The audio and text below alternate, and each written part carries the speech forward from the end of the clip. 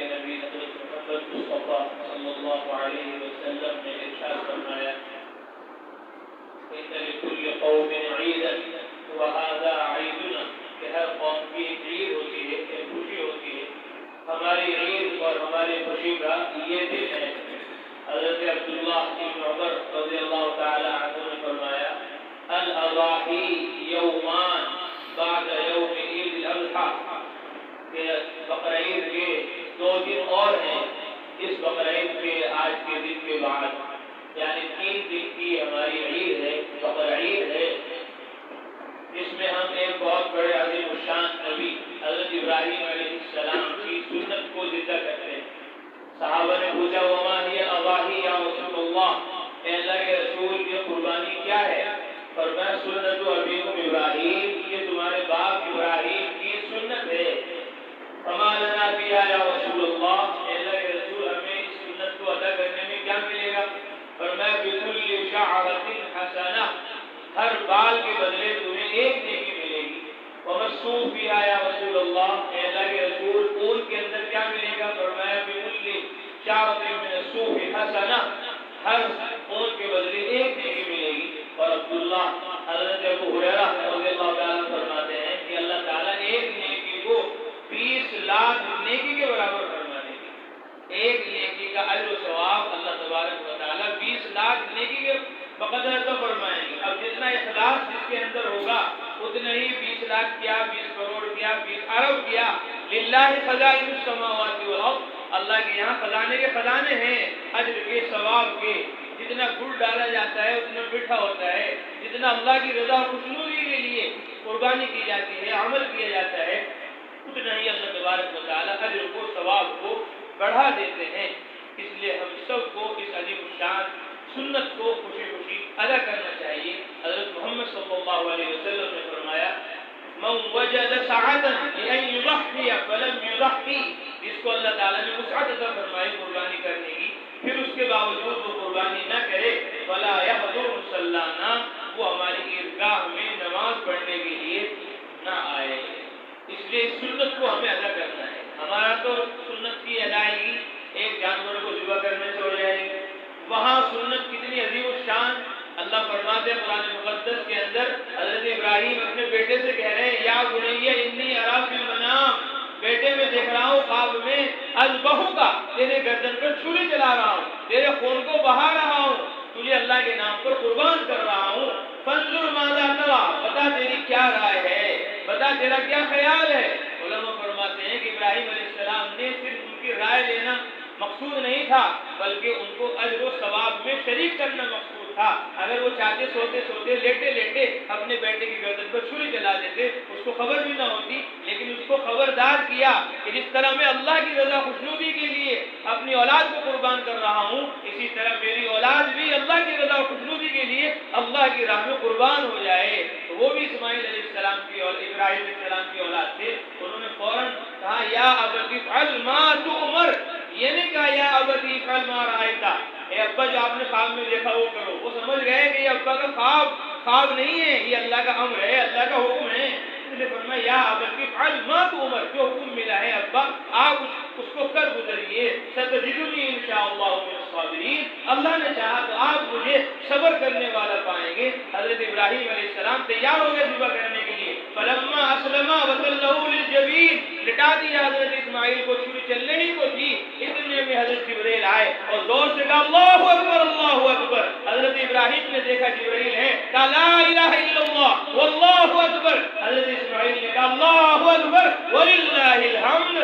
اللہ کو یہ تکبیر اتنی پسند آئی، اتنی پسند آئی، اتنی پسند آئی کہ ہماری جان بڑی نہیں ہے، ہمارا مال بڑا نہیں ہے، ہمارا خون بڑا نہیں ہے. اللہ اکبر، اللہ ہماری جان سے بھی بڑا ہے، ہمارے مال سے بھی بڑا ہے، ہمارے خون سے بھی بڑا ہے. اس کی راہ میں قربانی دینا یہ کوئی بڑی بات نہیں ہے. اللہ اکبر، وہ ہم سے قربانی کا حکم دے کر اللہ نے ہمیں اعزاز بخشا ہے. اللہ اکبر اللہ اکبر. اتنی پسند آئی تکبیر قیامت تک آنے والے مسلمان مردوں عورتوں کے لیے اللہ نے اس کو واجب کر دیا کہ 9 ذوالحجہ کی فجر سے 13 ذوالحجہ کی عصر تک اللہ اکبر اللہ اکبر لا الہ الا اللہ واللہ اکبر اللہ اکبر وللہ الحمد واجب ہے. مرد زور سے پڑھیں گے، عورتیں آہستہ پڑھیں گی. اس سے پہلے جو دن گزرے 1 ذوالحجہ سے لے کر اور 9 ذوالحجہ تک یہ تسبیح اور یہ تکبیر پڑھنا مستحب ہے. بار بار اس رکوع میں بیٹھتے چلتے پھرتے پڑھنا چاہیے. اللہ کے نبی صلی اللہ علیہ وسلم نے فرمایا کہ بشارت دی جاتی ہے اس کو جو لبیک اللہم لبیک کہتا ہے، اور بشارت دی جاتی ہے اس کو جو اللہ اکبر لا الہ الا اللہ واللہ اکبر پڑھتا ہے. کہ اللہ کے نبی جنت کی بشارت دی جاتی ہے؟ فرمایا ہاں، اس کو جنت کی بشارت مل جاتی ہے کہ تم نے تکبیر پڑھ لی، اب تم کو جنت اللہ تبارک و تعالیٰ نے عطا فرما دی.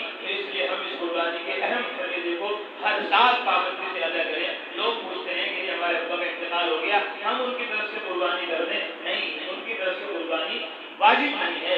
ان کی طرف سے قربانی اگر آپ کرو گے تو نفل ہے. واجب قربانی آدمی کی اپنے اوپر ہے، وہ ہر سال اس کو کرنی ہے، چاہے وہ ابا کے لیے بھی کرے، اماں کے لیے بھی کرے. وہ نفلی قربانی ہوگی. جو فرض اور واجب قربانی ہے وہ ہر سال ہر انسان کے اوپر جس کو اللہ نے قوت و طاقت عطا فرمائی ہے اس کی اپنی قربانی ہے. اللہ تبارک و تعالیٰ ہم سب کو اس سنت کو ادا کرنے کی توفیق عطا فرمائے. تو وہاں تو ابراہیم بیٹے پر چھری چلا رہے تھے، ہمیں تو جانور کو قربان کرنا ہے.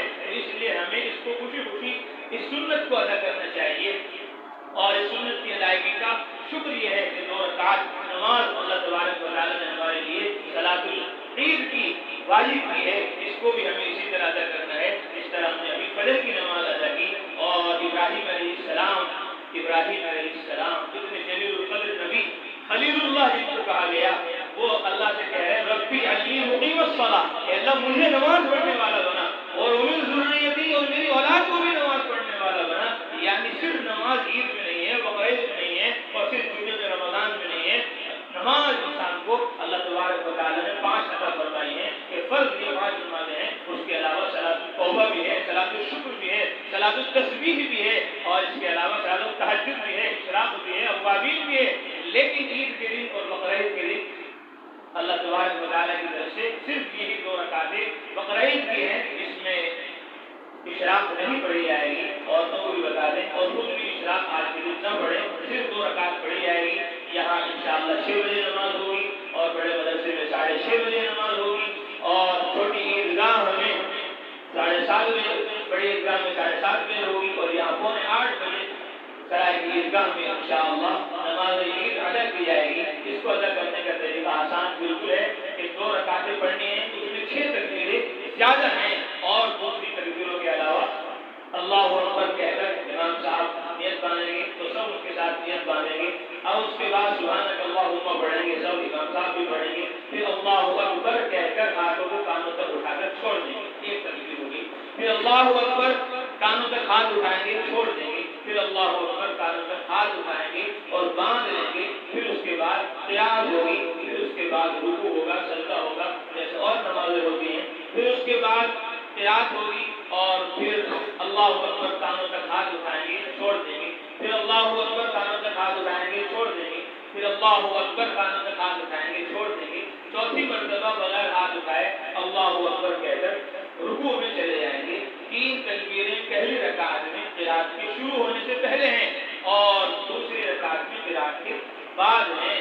اور جس طرح جمعے کے اندر خطبہ ہے، اسی طرح عید اور بقرعید میں خطبہ ہے. بس فرق اتنا ہے کہ وہ عید اور بقرعید کا خطبہ عید کی نماز کے بعد ہوتا ہے، اور جمعے کا خطبہ جمعے کی نماز سے پہلے ہوتا ہے. اس خطبے کو بھی سننا چاہیے. اور ایک راستے سے آئے عیدگاہ میں، اور دوسرے راستے سے جائے خوشبو لگائے، عمدہ کپڑے پہنے، اور اللہ اکبر لا الہ الا اللہ واللہ اکبر اللہ اکبر وللہ الحمد پڑھتا ہوا آئے، پڑھتا ہوا جائے. عید میں، عید الفطر میں جو رمضان کے بعد آتی ہے اس میں بھی تکبیر پڑھنی ہے. اس لیے اس کو تکبیر تشریق کے ساتھ ساتھ تکبیر العید بھی کہتے ہیں کہ عید کی تکبیرات العید بھی ہیں. لیکن بقرعید میں زور سے پڑھنا ہے، عید کے دن آہستہ آہستہ پڑھنا ہے.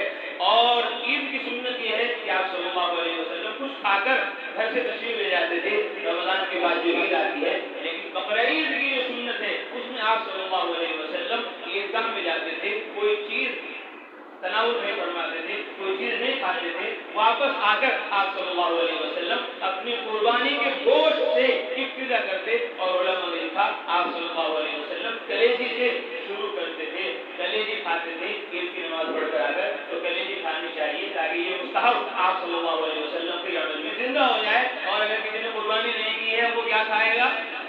اب وہ کیا کھائے گا؟ فرمایا کہ اب وہ کچھ نہیں کھائے گا، وہ قربانی نہیں کی تو اب وہ روٹی کھا لے گا، دال چاول کھا لے گا، کیونکہ اگر نہیں کھائے گا وہ بھوکا مر جائے گا، پیاسا مر جائے گا۔ رسول اللہ کی سنت یہ ہے کہ وہ آگر کلیجی کھاتے تھے، اگر کلیجی میں دیر ہو رہی ہے تو دوسرا گوشت بھی علماء فرماتے ہیں کھا سکتے ہیں، کوئی دوسرا گوشت جلدی تیار ہو کر آ گیا تو اس کو بھی کھا کر اس مستحب کی ادائیگی ہو سکتی ہے۔ اللہ تبارک و تعالی ہم سب کو سنتوں پر چلنے کی، شریعت پر چلنے کی اور پانچوں نمازیں پڑھنے کی توفیق عطا فرمائے۔ اس سے ہم اندازہ لگا لیں کہ اتنے بڑے نبی ان کا ہے ربی اجلی مقیم الصلاۃ، میرے رب مجھے نماز پڑھنے والا بنا، کہ اس کی توفیق ہوگی تو ہم نماز پڑھیں گے، اور توفیق جبھی ہوگی جب ہم اس سے مانگیں گے، جب مانگنے ہی کی نہیں تو پھر کیسے نماز پڑھنے کے لیے آئیں گے؟ اللہ تعالیٰ ہم سب کو ساری نمازیں پڑھنے کی اور سارے دین پر چلنے کی اور سارے دین کو سارے عالم میں پھیلانے پہنچانے کی توفیق نصیب ہو۔